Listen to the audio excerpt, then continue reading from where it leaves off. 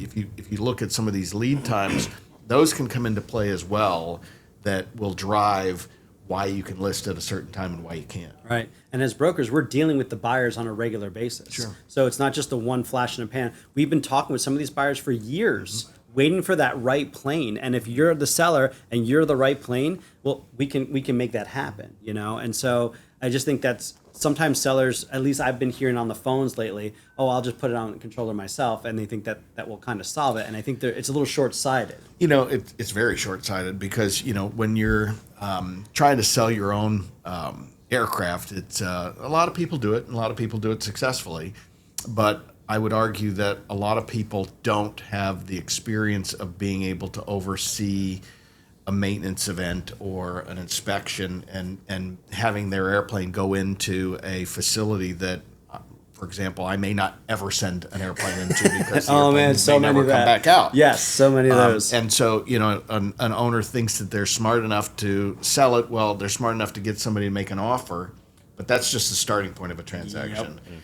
The hardest part of that transaction is deciding on what the terms of the pre-buy evaluation are going to be, who's going to do the pre-buy evaluation, what the caps on that could be, and not having the experience to be able to carve those into the documents and as part and parcel of the transaction. Those are the gotchas that all of a sudden that guy who says, I can sell my airplane by myself, realizes that he just lost $75,000 in squawks that somebody nitpicked him on and weren't really legitimate, and the buyer ultimately is never going to do them, but he's going to take that credit off the purchase price. So you tell me, who comes out the better end? And the thing is, you know, we live and breathe this stuff all the time. We're not lawyers, we're not mechanics, but we see the bigger picture to fight for our clients. And so many times when people try to do it on their own, they're like, yeah, I got a lawyer. And then the lawyer sends you the ChatGPT APA or the template that's been floating around Google forever. And you're like, okay, just so you know, if you sign this, this is a problem. Let's pull back the curtain a little bit on maybe a story. I'd like to share a story and kind of get your take on it.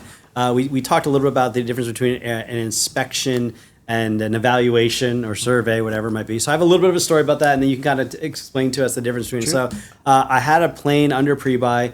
It was out in California, and it was down for maintenance, doing the pre-buy, doing the survey, and all of a sudden, 6:00 at night over here, I get a phone call, and they say, "This is the FAA. Is this Mr. Lelio?" I'm like, "Oh my gosh! Like, what's maybe, going on?" Maybe, yeah, for sure." And come to find out, they're asking me, "Hey, we have Mr. So and So here in our custody.